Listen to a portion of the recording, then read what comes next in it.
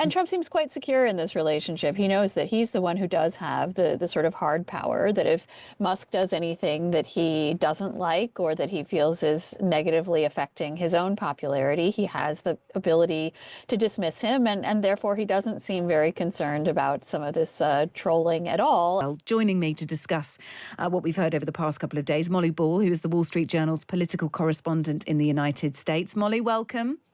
Hi, great to be here. This is the Trump dump. We are going to talk through various dumps of news from Donald Trump. Let's talk about the peace push, though, the peace push for Ukraine, but talks notably taking place between senior officials, Marco Rubio, Sergei Lavrov, between Russia and the US. This is occupying certainly the minds of many European leaders who don't have an invite to this party. I wonder how the meeting was reported in the United States today.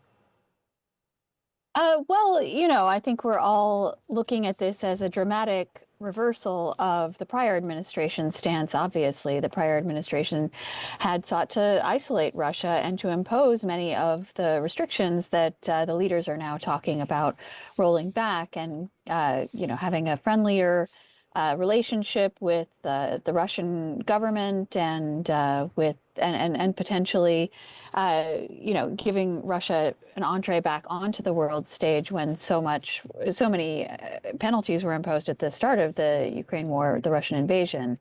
As you note, the Europeans are not in these meetings. The Ukrainians are not in these meetings. The Trump administration has gambled that by opening this bilateral relationship with Russia, they can secure some kind of agreement, and we'll see whether that's the case. But obviously, it's early days, and we don't know that yet. This is sort of very much the bedding in.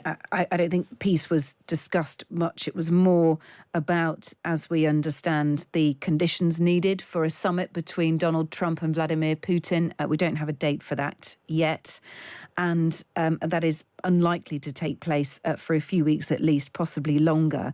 And I was interested to hear US Secretary of State Marco Rubio saying that the two sides had agreed to create a high-level team to support Ukraine peace talks and to explore economic and investment opportunities which will emerge from a successful end to the conflict in Ukraine. So economic and investment opportunities, that is a carrot, isn't it, that Marco Rubio is dangling there in front of Russia? That's right. And I think it also is indicative of the way that Trump tends to see all conflicts as potentially resolvable by commerce. He believes and has been quite clear about this with relation to many conflicts around the world, that the economic relationship between countries is front and center, is a potential point of leverage, whether you're talking about trade deals, whether you're talking about sanctions or the removal of sanctions or other types of carrots that now are being presented in these Russia talks. But I think it's not too surprising to see him approach this conflict and many other conflicts that way, because that's sort of the lens through which he sees the world. Do we know anything about what a Donald Trump peace plan for Ukraine might look like, Molly? No, I don't think we do. We and others have been seeking to report out what he might envision there, and particularly this very important question of what sort of territory they would see as acceptable for Russia to retain at the conclusion of any particular peace agreement. But perhaps understandably, they have not been very clear on that point. It is, I think, widely assumed, particularly by critics of the administration, dissenters to this approach that's currently being taken. It has, of course, been alleged that they plan to give away the store to Putin, that they plan to allow the Russians to take a swath of Ukrainian territory. But of course, the Ukrainians are not currently at the table and would have to agree to any particular settlement in order to stop the fighting.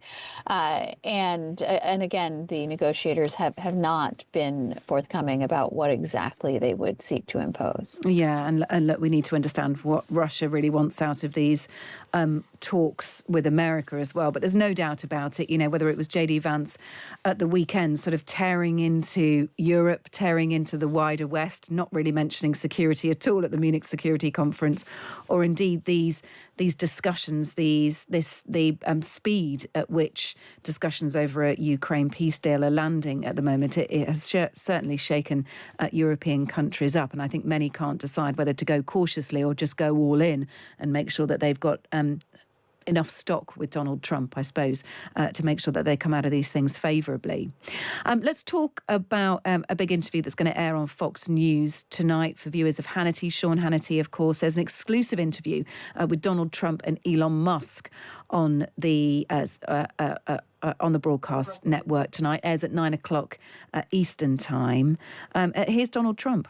They want a divorce. They want you two to start hating each other. And they try, President Elon Musk, for example. You do know that they're doing that to you. Oh, I see it all the time. They tried it, then they stopped. That wasn't. They have many different things of hatred. Actually, Elon called me. He said, they're trying to drive us apart. I said, absolutely. They said, we have breaking news. Donald Trump has ceded control of the presidency to Elon Musk. President Musk will be attending a cabinet meeting tonight at 8 o'clock. And I say, It's just so obvious. They're so bad at it. I used to think they were good at it. They're actually bad at it, because if they were good at it, I'd never be president. Donald Trump there addressing the relationship between him and Elon Musk, which has been the subject of much reporting, some saying that Elon Musk has just been hanging around a little bit too desperately. But other people saying, look, it isn't every day that someone who's not an elected official gets to address the media from the Oval Office with his son and Donald Trump watching on, Molly.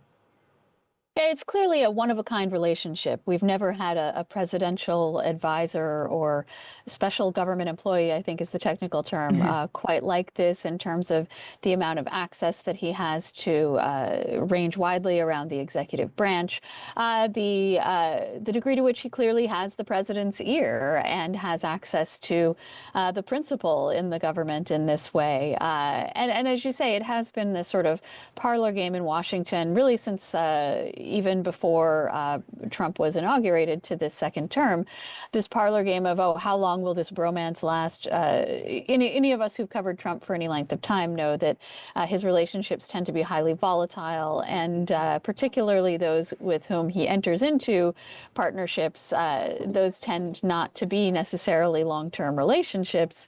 But you see how he's navigating this one, because, of course, the Democrats and many others have raised this allegation that it's actually Musk who's the president. And Trump seems quite secure in this relationship. He knows that he's the one who does have the sort of hard power, that if Musk does anything that he doesn't like or that he feels is negatively affecting his own popularity, he has the ability to dismiss him. And therefore, he doesn't seem very concerned about some of this trolling at all. And he seems, in fact, to approve quite a lot of the things that Musk has done so far, despite the alarms being raised in various other places around the government.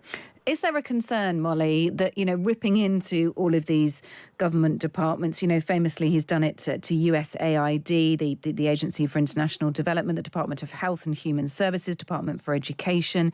We know that the military is being looked at as well. Is there a fear that all these efficiency savings, all of these job losses, funding cuts, etc., might well seem okay for the next month or so, but in 6 months' time, 9 months' time, you're going to see a kind of a dramatic fall off the cliff moment for some of these projects who, by then would have run out of money or will not be able to, if we're talking about nets, if we're talking about aid projects into Africa, suddenly you will start to see an upsurge in all sorts of issues over there because the US have stopped providing nets to help protect against mosquitoes, etc. Is there a fear that there's going to be sort of a fall off a cliff moment?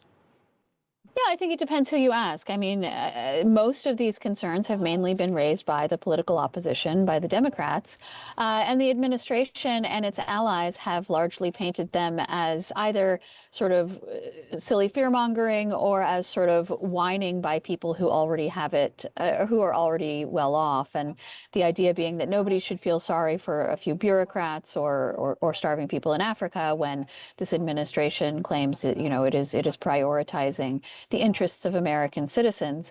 I think, you know, in their unguarded moments off the record, you do hear some Republicans, either close to the administration or Republican members of Congress, they do worry that there will be consequences to this that they can't sort of spin their way out of, or that get attached to them and start to make the administration unpopular. So far, that doesn't seem to be happening. So far, most voters seem to like the idea that someone's going into the government and shaking things up, just like he promised to do in his election.